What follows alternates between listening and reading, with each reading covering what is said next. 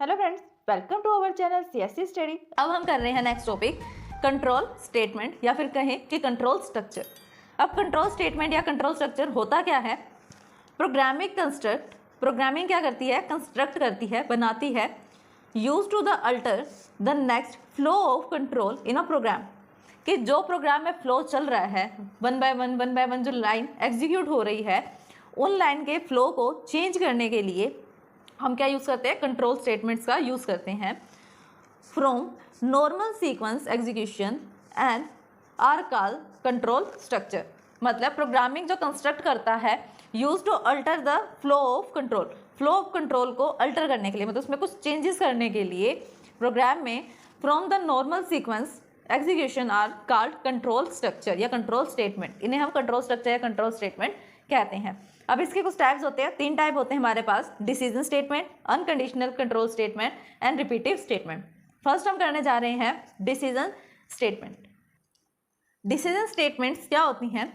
This structure select one of the 2 alternate segments of a program depending upon whether a given condition is true और false.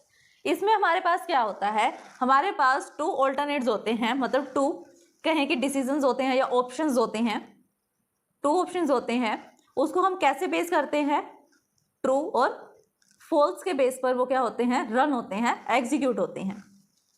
वापस पढ़ते हैं, देखो क्या लिखा हुआ है कि this structure select one of the 2, कि 2 में से ये क्या करता है? किसी एक को सिलेक्ट करता है, डिपेंडिंग अपॉन द कंडीशन, की कंडीशन क्या है उसके डिपेंड में वो क्या करता है? 2 में से किसी एक ऑल्टरनेट को, एक सॉल्यूशन को चूज करता है, चाहे वो ट्रू हो या false.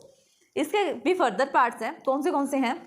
If statement, if else statement, else if ladder statement, nested if else and switch statement. अब हमारे पास बी पार्ट है। अब नेक्स्ट है हमारे पास अनकंडीशनल कंट्रोल ट्रांसफर। इसमें क्या होता है? This structure transfer control unconditionally. The control transfer is not based on the value of any condition. इसका मतलब क्या है? डिसीजन मेकिंग में या डिसीजन स्टेटमेंट में या हम कहें कंडीशनल स्टेटमेंट में क्या होता है? हमारे पास कंडीशंस गिवन होती है, जिसके बेस पर हम ये चेक करते हैं कि कंडीशन क्या है, ट्रू है या फॉल्स है। लेकिन अनकंडीशन में क्या होता है? कोई कंडीशन ही गिवन नहीं होती। जब कोई कंडीशन ही नहीं गिवन तो लूप को कैसे पता चलेगा कि उसको कब तक राउंड अप करना है, किस कंडीशन पर जाना है और कैसे जाना है? वो तो उसी लूप में घूमता रहेगा, सेल्फ लूप में। इसलिए ये क्या है? अनकंडीशनल बेस्ड है, जिसके अंदर कंडीशन गिवन नहीं होती। और इसके एग्जाम्पल क्या है? Go two statement. नेक्स्ट है हमारे पास सी पार्ट में repetitive statements. Repetitive statements means जहां पर स्टेटमेंट्स को रिपीट करना हो, एक स्टेटमेंट को मैनी टाइम्स हमने प्रिंट करना हो या बार बार लूप में चलाना हो, तब हम इसका यूज करते हैं। जैसे they are use to repeatedly, मतलब रिपीट में यूज होता है। क्या करने के लिए? एग्जीक्यूट करने के लिए। किससे एग्जीक्यूट करने के लिए? स्टेटमेंट को या सेगमेंट को, कोड के। मतलब जैसे मेरे पास ये पूरा कोड है, मेन में कोड लिखा हुआ है, इसके अंदर से कोई सेगमेंट ऐसा है, जैसे ये एक सेगमेंट है, इस पूरे कोड का एक सेगमेंट है।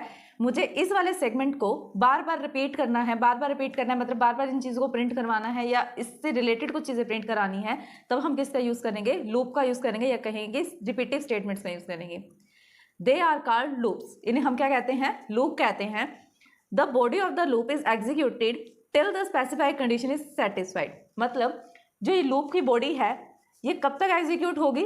Until the specified condition is satisfied. जब तक जो हमने कंडीशन दे रखी है लूप में वो कंडीशन सेटिस्फाई रहेगी, मतलब ट्रू रहेगी, तब तक ये क्या होगा? चलता रहेगा, लूप में बार बार चलता रहेगा। इसमें हमारे पास 3 पार्ट्स हैं। वाइल लूप है, डू वाइल लूप है एंड फॉर लूप है। अब हम करते हैं डिसीजन स्टेटमेंट का फर्स्ट पार्ट, जो कि है इफ स्टेटमेंट। थ्योरी देखते हैं इसकी, होता क्या है ये? If the condition is true, अगर हमारे पास जो हमने कंडीशन दे रखी है इफ स्टेटमेंट में, अगर वो ट्रू है तो स्टेटमेंट क्या होगी? जो स्टेटमेंट का ब्लॉक है वो एग्जीक्यूट हो जाएगा। मतलब जो हमने लाइन ऑफ कोड लिखा है उसके अंदर हमने एक कंडीशन दी, जैसे मैंने दे दिया कि x इक्वल्स टू 0 है या x लेस देन 0 होगा, तब तक ये चलती रहेगी कंडीशन को। तब तक क्या होगा? हमारा जो ये स्टेटमेंट का ब्लॉक होगा, जो हमने इस स्टेटमेंट में लिखा होगा, वो क्या रहेगा? रिपीटली चलता रहेगा, एग्जीक्यूट होता रहेगा। अदरवाइज क्या है? The statement block will be skipped. अगर ये ट्रू नहीं होगा तो क्या होगा? ये स्टेटमेंट स्किप हो जाएगी। मतलब क्या है हमारे पास इस स्टेटमेंट में कि अगर ये ट्रू है तो एग्जीक्यूट हो जाए। देखो कैसे है कि इफ स्टेटमेंट हमारा क्या है? अगर ये ट्रू है तो क्या हो, एग्जीक्यूट हो, और जब हमारे पास फॉल्स हो तो क्या हो जाए, स्किप हो जाए। सिंटैक्स क्या है हमारे पास यहाँ पर, इफ के अंदर हमने क्या लिखना है, कंडीशन। इफ क्या होता है हमारे पास, इफ एक कीवर्ड होता है जिसके अंदर हम क्या लिखते हैं, साथ में ब्रैकेट में हम लिखते हैं हमारी कंडीशन, कि हम चाहते हैं जब तक ये कंडीशन ट्रू रहे हमारा जो ब्लॉक ऑफ स्टेटमेंट है वो स्टेटमेंट क्या रहे, एग्जीक्यूट होता रहे। अब आपको यहाँ सिंटैक्स समझ में आ गया कि कैसे करना है। हमें पहले इफ कीवर्ड लगाना है, उसके अंदर ब्रैकेट में कंडीशन लिखनी है, फिर जो हमारे पास कर्ली ब्रैकेट्स होते हैं उसके अंदर हमने क्या लिखना है, ब्लॉक स्टेटमेंट को लिखना है जिसे हम चाहते हैं कि इफ कंडीशन में वो एग्जीक्यूट हो। अब हम करते हैं फ्लो चार्ट कि जब हम इफ कंडीशन का यूज़ करते हैं तो डेटा किस वे में फ्लो होता है। फर्स्टली हम क्या करेंगे, प्रोग्राम में एंट्री करेंगे। एंट्री के बाद क्या होगा, कंडीशन गिवन होगी जो हमारी इफ स्टेटमेंट की कंडीशन है। कैसी कंडीशन है ये, इफ स्टेटमेंट की कंडीशन है। अगर ये इफ स्टेटमेंट की कंडीशन ट्रू होगी तो क्या होगा, उसके अंदर जो लिखा हुआ ब्लॉक ऑफ स्टेटमेंट है या कोड है वो एग्जीक्यूट हो जाएगा। अदरवाइज अगर ये फॉल्स होगी, अगर ट्रू नहीं है तो मतलब फॉल्स है, अगर फॉल्स होगी तो वो क्या चला जाएगा, नेक्स्ट स्टेटमेंट पे चला जाएगा।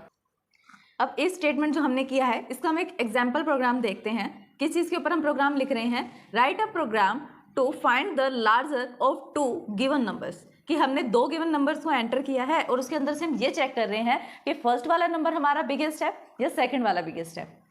प्रोग्राम को लिखते हैं, फर्स्ट लाइन हमारी क्या होती है, हम इंक्लूड करते हैं आईओ स्ट्रीम को और हैश लगाते हैं, हैश इंक्लूड आईओ स्ट्रीम। इसके अंदर अगर आप चाहो तो हम यहाँ पर लिख सकते हैं using name space STD and semicolon. अगर नहीं भी लिखोगे तो कुछ एक कंपाइलर्स ऐसे होते हैं जो अलाउ करते हैं हमें बिना यूजिंग नेम स्पेस के एग्जीक्यूट करने में। फिर हमने मेन फंक्शन लिया। मेन फंक्शन क्या होता है, इनबिल्ट फंक्शन होता है, और इसका रिटर्न टाइप हमने क्या ले लिया, वॉइड। अब यहाँ से हमारा क्या शुरू हो रहा है, प्रोग्राम का एग्जीक्यूशन शुरू हो रहा है, क्योंकि जो भी हम प्रोग्राम लिखते हैं, कोड लिखते हैं, वो कहाँ लिखते हैं, हम मेन फंक्शन में। अब हमने क्या लिया, ए और बी नाम से 2 वेरिएबल्स ले लिए और एक वेरिएबल ले लिया हमने बिग नाम से, और इन सब का डेटा टाइप क्या है, फ्लोट वैल्यू है। सी आउट में हमने क्या किया, हमने एंटर करवाया कि एंटर 2 नंबर्स, कि ये क्या लिखा हुआ, जो भी स्ट्रिंग लिखी हुई है ये स्ट्रिंग कहाँ पर डिस्प्ले हो जाए, कंप्यूटर की स्क्रीन पर डिस्प्ले हो, कि एंटर करो 2 नंबर्स को। और सी इन की हेल्प से और इनपुट ऑपरेटर की हेल्प से हम क्या कर सकते हैं, ए और बी की वैल्यू को एंटर करवा सकते हैं। फिर यहाँ से हमारा शुरू हो रहा है लॉजिक, कि ए की वैल्यू को हमने क्या किया, बिग नाम से जो हमने वेरिएबल बनाया था उसमें असाइन कर दिया। सपोज करो कि ए की वैल्यू को आपने एंटर करा है 5, तो ये 5 वैल्यू है, ये किसको असाइन हो जाएगी, यहाँ पर ये असाइन हो जाएगी बिग को, तो बिग की वैल्यू भी क्या हो गई यहाँ पर 5। अब यहाँ पर हमने स्टेटमेंट लगाया कि इफ के अंदर हम क्या लिखते हैं, कंडीशन, और कंडीशन क्या है यहाँ पर कि अगर जो बी वैल्यू हमने एंटर करी है, लेट कर लो कि बी की हमने क्या वैल्यू एंटर करी है, यहाँ पर 10 एंटर करी है, अगर 10 जो वैल्यू है बी की वैल्यू वो बड़ी है बिग वैल्यू से, यहाँ पर अब क्या होगा, कंपैरिजन होगा। कंडीशन लगी हुई है कि अगर ये कंडीशन ट्रू हो जाएगी तो स्टेटमेंट के अंदर चला जाएगा, अगर ये कंडीशन फॉल्स हो जाएगी तो कहाँ चला जाएगा, स्टेटमेंट से ये बाहर चला जाएगा। अब ये क्या कर रहा है, कंपेयर कर रहा है।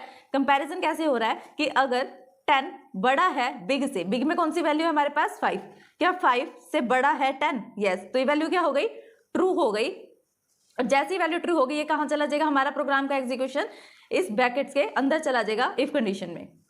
तब क्या हो जाएगी, पहले हमने क्या करा कि ए की वैल्यू को बिग में असाइन किया और उसको कंपेयर किया बी की वैल्यू से। अगर बी की वैल्यू छोटी है बिग से तो ये लूप से बाहर जाएगी, स्टेटमेंट से बाहर चली जाएगी, और अगर बी की वैल्यू बिग से बड़ी है तो क्या हो जाएगी, बिग को कौन सी वैल्यू असाइन हो जाएगी, यहाँ पर बिग को वैल्यू असाइन हो जाएगी बी की।